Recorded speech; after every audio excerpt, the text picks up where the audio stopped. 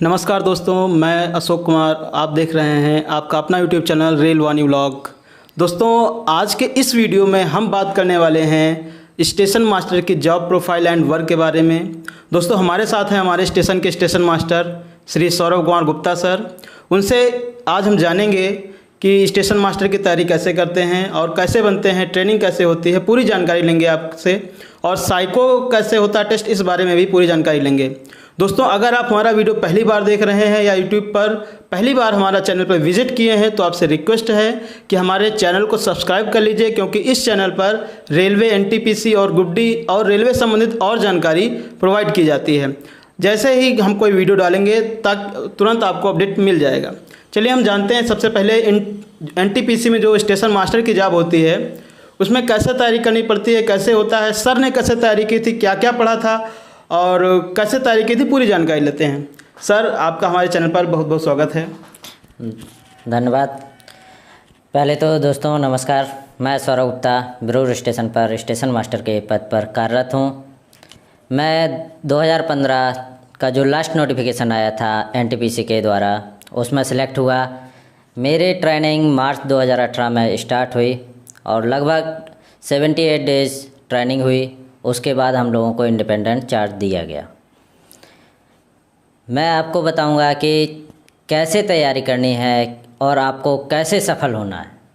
सबसे पहले तो आप ये जान लो कि जो अभी तक तैयारी कर रहे हैं आप, वो आप किए हैं, कैसे किए हैं ये मैं नहीं बोल सकता। अभी आपको रेलवे के बारे में, ओनली सिर्फ रेलवे, आपको रेलवे पूछता है वन लाइनर, तो उसके लिए सबसे पहले आप लोग या तो वन लाइनर अगर पढ़ना चाहते हैं तो एक बुक आती है स्पीडी, उसे आप प्रेफर कर सकते हैं। वो सबसे बेस्ट बुक है रेलवे के लिए, वन लाइनर के लिए। और अगर आप किसी और की तैयारी कर रहे हैं तो उसके लिए घटना चक्र आता है। सब्जेक्ट्स वाइज लेना चाहते हैं तो सब्जेक्ट्स वाइज ले लीजिए, और अगर इंडिविजुअल लेना चाहते हैं तो इंडिविजुअल भी आते हैं।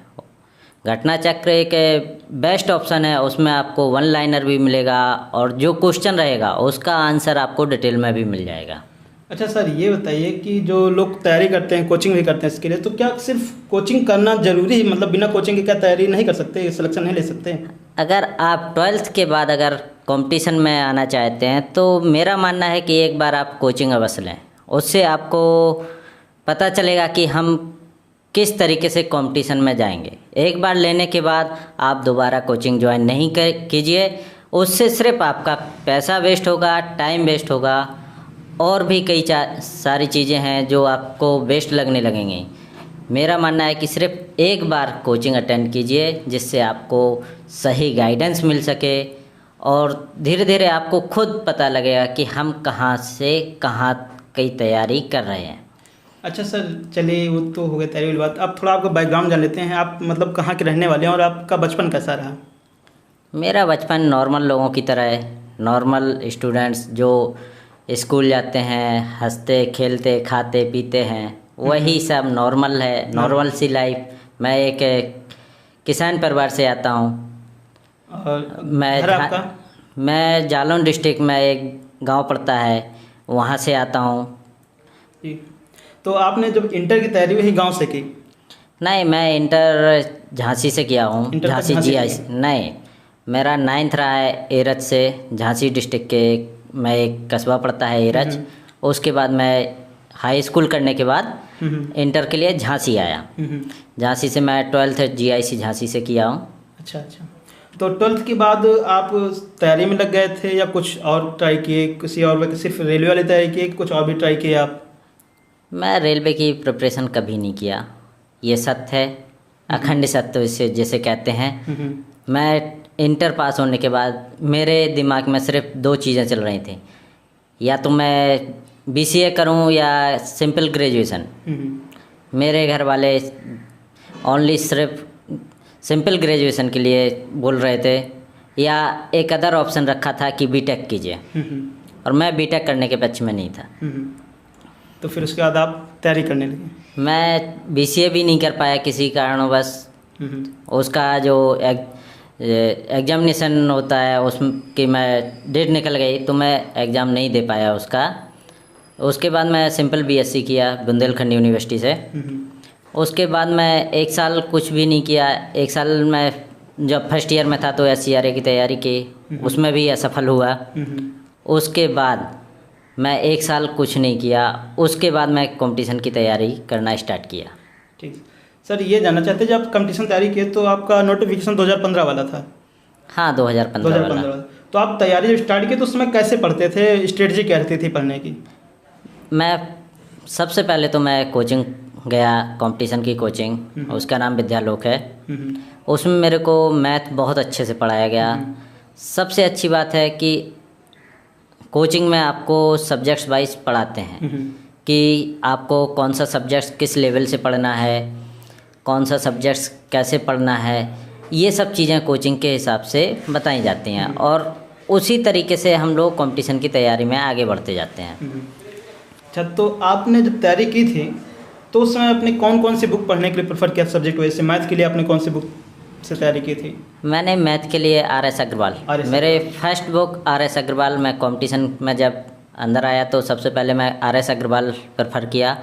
उसके बाद मैंने 10th स्टैंडर्ड तक का धर्मेंद्र बिश्नोई का मैथ लगाया। अच्छा। 9th-10th का मेरा मानना है कि धर्मेंद्र बिश्नोई का अगर मैथ लगाते हैं हाई स्कूल स्टैंडर्ड का तो वो आपको SSC ग्रेजुएट लेवल तक का मैथ कंप्लीट करा देता है। उसके बाद आपको मैथ में कभी प्रॉब्लम नहीं आएगी। अच्छा सर, ये बताइए, तो मैथ की बात हो गई, जो GS पढ़े थे आप, GS GK, तो वो कौन सी बुक पढ़े थे, क्या पढ़े थे उसमें से? मैं GS के लिए सिर्फ घटना चक्र को ही प्रेफर किया, ओनली सिर्फ घटना चक्र। और रीजनिंग के लिए तो कॉमन बुक हर जगह वही अवेलेबल है? हाँ, रीजनिंग के लिए तो कॉमन बुक है, एक किरण की आती है, मैं उसी को प्रेफर किया। अच्छा सर, ये बताइए कि जब आप तैयारी कर लेते तो CBT 1 जो हुआ आपका, तो उसमें कितने मार्क आए थे लगभग? मेरा CBT 1 में रॉ मार्क पहले कितना था लगभग? रॉ मार्क मेरा CBT 1 में 83-84 के समथिंग था। फिर उसे नॉर्मलाइज किया गया तो मेरा 94 या 96 ऐसा कुछ था, मुझे याद नहीं है, लेकिन 90+ था। उसके बाद फिर CBT 2 हुआ? CBT 2 में रॉ मार्क्स मेरा था 83 या 81 ऐसा था, 83 या 81 था। उसके बाद नॉर्मलाइज करके मेरा 86 हुआ। अच्छा, ये आपका CBT 2 हो गया। फिर स्टेशन मास्टर के लिए, मतलब CBT तो सबके लिए होता है? हाँ, CBT सबके लिए होता है, वो क्वालिफाइंग होता है। उसके बाद जो CBT 2 होता है उसका 70% प्लस जो स्टेशन मास्टर के लिए चयनित होते हैं छात्र, उन्हें उनका साइको होता है, साइको का 30% ऐड करके क्वालिफाइंग मेरिट बनाई जाती है। उसके बाद ही आपका चयन संभव होता है। दोस्तों, हम आपको बता दें कि इस वीडियो के बाद हम जस्ट साइको का भी पूछने वाले हैं सर से। इस वीडियो को आने के बाद हम साइको का वीडियो डालेंगे, वो आपको मिले इसके लिए जरूरी है कि आप चैनल को सब्सक्राइब कर लीजिए और बेल आइकन भी दबा दीजिए ताकि मैं जैसे ही वीडियो डालूं आप तक तुरंत पहुंच जाए।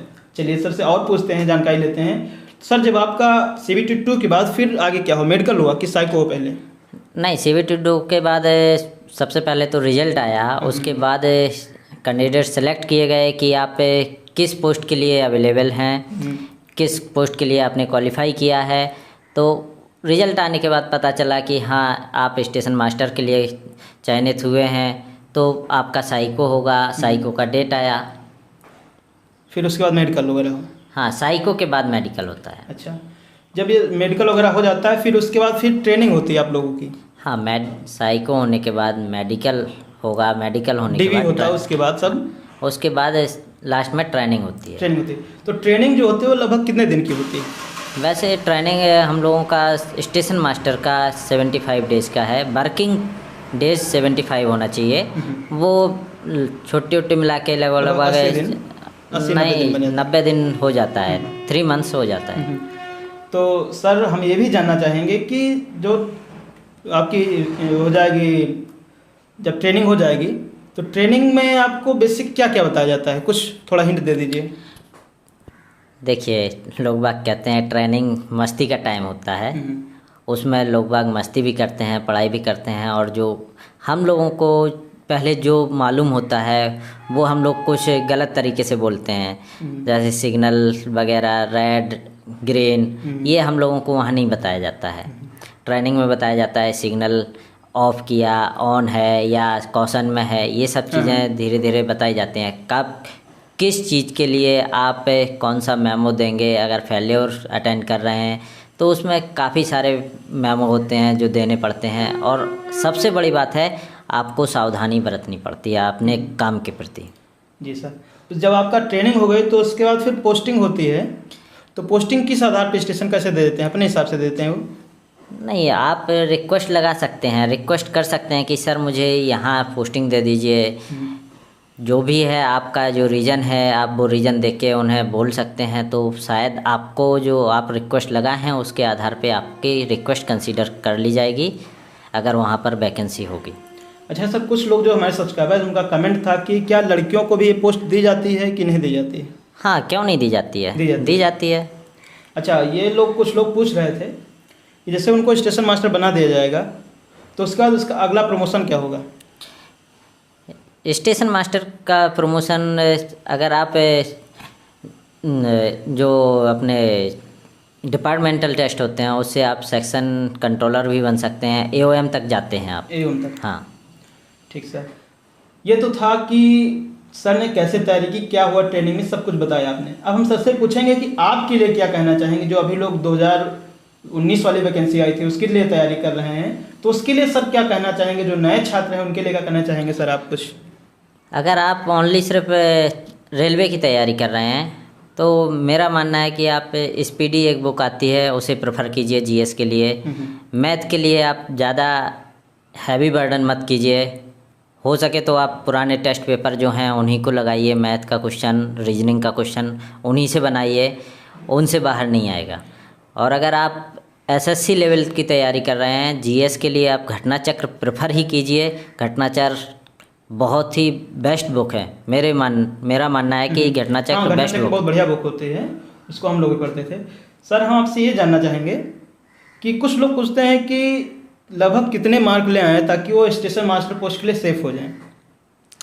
ये कहना मुश्किल है, फिर भी कुछ एवरेज? कंपटीशन हर दिन बढ़ रहा है, हर दिन नए बच्चे जन्म ले रहे हैं, नए लोगों का ग्रेजुएशन हो रहा है, नए लोगों का इंटर हो रहा है। पर डे कंपटीशन में लोगों की संख्या बढ़ती जा रही है, तो आप ये नहीं कह सकते कि मिनिमम आप इतने अंक लाकर सेफ हो जाएंगे। लेकिन अगर आपने सोचा कि मैं 80 नंबर लाके 80 नंबर लाके सेफ हो जाऊंगा तो वो आपका भ्रम है। आज की डेट में शायद अभी जो लड़के ग्रेजुएट हो निकले हैं वो बहुत ज़्यादा एक्सपर्ट हैं, बहुत ज़्यादा एक्सपर्ट बोलेंगे उन्हें। एक तो सबसे बड़ा माध्यम है इंटरनेट का, उनके पास इंटरनेट अवेलेबल हो गया। आज से 2-3 साल पहले वैसा कुछ इतना इंटरनेट अवेलेबल नहीं था, तो वो लोग अपने 12th स्टैंडर्ड के साथ साथ इंटरनेट पर कई सारी चीज़ें पहले से ही देखते रहते हैं, तो उनका माइंड एकदम शार्प हो जाता है, तो वो बहुत जल्दी चीज़ों को कैच करते हैं। तो उसकी वजह से कंपटीशन बढ़ जाता है। कंपटीशन बहुत बढ़ गया है अभी, इसलिए आप ये मत सोचिए कि मैं मिनिमम नंबर लाके सेफ हो जाऊंगा। आप मैक्सिमम की आशा कीजिए कि मैं मैक्सिमम लाऊंगा जितना ला सकता हूं। अच्छा सर, कुछ करंट अफेयर जो आते हैं उसके बारे में बताइए कि कौन सी बुक पढ़ें और लगभग कितना पुराना करंट अफेयर पढ़ें? जैसे मान चलिए उनका जब एग्जाम होने वाला था उससे कितने दिन तक का पुराना पढ़ें वो? करंट अफेयर्स के लिए आप 6 मंथ तक का, ओनली 6 मंथ का पढ़िए, वो भी एक ही पत्रिका जो आप फर्स्ट मंथ ले रहे हैं उसी पत्रिका को रिपीट कीजिए, नई पत्रिकाओं से मत पढ़िए। कोई एक पत्रिका लीजिए और उसी को कंटिन्यू करिए, उसी से पढ़िए, उसी से कंटिन्यू कीजिए। और अगर आप इंटरनेट चलाते हैं तो स्टडी IQ को आप ज़रूर देखें। स्टडी IQ करंट अफेयर्स के लिए बहुत अच्छी साइट है, आप देख सकते हैं स्टडी IQ। ठीक सर, अब आखिरी सवाल आपसे है कि कुछ लोग जो नए बच्चे तैयारी कर रहे हैं, एग्ज़ाम आने में लेट हो जाता है, देर से होता है, तो डिमोटिवेट हो जाते हैं, तैयारी करने में उनका मन नहीं लगता है, तो उनके लिए आप क्या कहना चाहेंगे? बस मैं यही कहूँगा कि आप निराश मत होइए। एग्ज़ाम डेट कभी भी आएगी, कैसे भी आएगी, क्योंकि एग्ज़ाम तो कराना ही है। आपका पैसा ले रखा है सरकार ने, तो एग्ज़ाम तो कराएगी ही।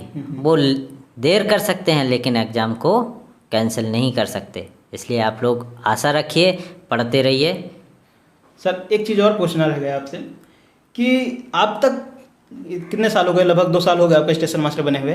2.5 साल। 2.5 साल हो गए। आपको स्टेशन मास्टर की पोस्ट कैसी लगी आपको?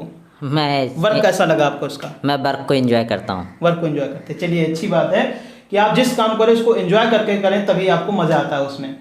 चलिए दोस्तों, आपने देखा सर ने इतने अच्छे से आपको पूरा बताया कैसे पढ़ना है, क्या पढ़ना है, कहाँ से पढ़ना है, पूरी जानकारी दी आपको।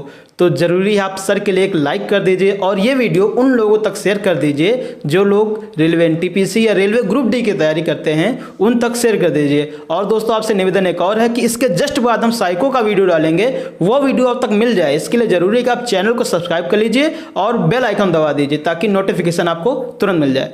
थैंक यू दोस्तों, गुड बाय।